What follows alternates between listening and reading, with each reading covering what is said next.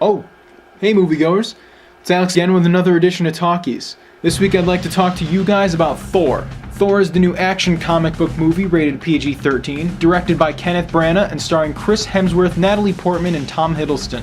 The film is based on the Marvel comic book character of the same name, which is based on the Norse god of thunder, fertility, oak trees, bunch of other things. The film is about the naive and arrogant prince of Asgard, Thor. Thor is about to ascend to the throne of Asgard, but his cockiness gets him into trouble with his father, King Odin, and he is banished to the earthly realm.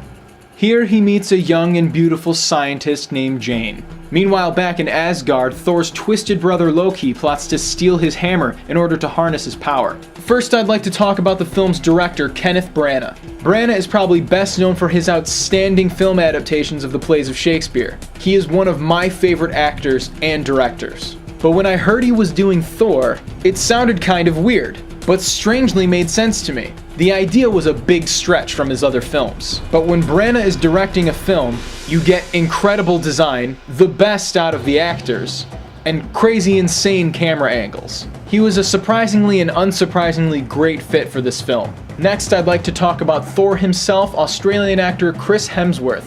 Hemsworth is an Australian soap opera actor, but can also be seen as Captain Kirk's father George in the recent Star Trek remake. Hemsworth was absolutely off the charts.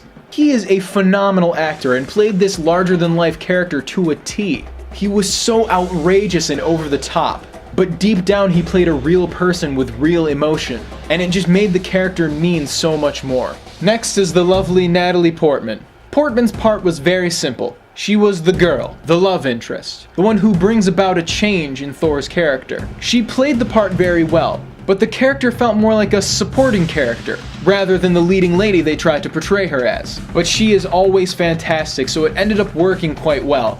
Lastly is Tom Hiddleston as Thor's maniacal brother Loki. I love Hiddleston's Loki. I would have liked a little more darkness in the character, but still I thought it was a great and complex performance from Hiddleston. The character Loki has always played second fiddle to his brother Thor, and he's desperate to get his time in the spotlight, whatever the cost. And Hiddleston played that perfectly.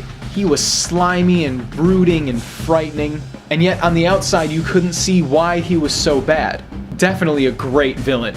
So this film has a lot going for it. I loved pretty much everything about it. But you know me, I'm just gonna tear it apart somehow. I thought the film only felt half finished.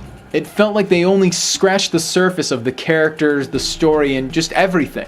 I definitely could have done with one or two more major fight scenes, especially if they included Lady Sif and the Warriors 3. They were my favorite characters. But looking back, I may just feel that way because this 2-hour-long movie flew right by, and I just wanted more. There are some things I didn't care for aesthetically about the movie. For example, I thought Thor's hammer should be a bit bigger, and there were a few cheesy moments, but it was all made worth it by that handful of moments that made me actually want to stand and applaud. Like when Thor throws the hammer for the first time. So cool. In conclusion, I would like to give Thor a 10 out of 10. This is a comic book movie, but it's also a great action movie, fantasy movie, and even character study. So that is it for this week's edition of Talkies. Signing off for FingerLakes1.com, my name is Alex Sinacropi, and what I really want to do is direct. I'll see you guys later. FingerLakes1.com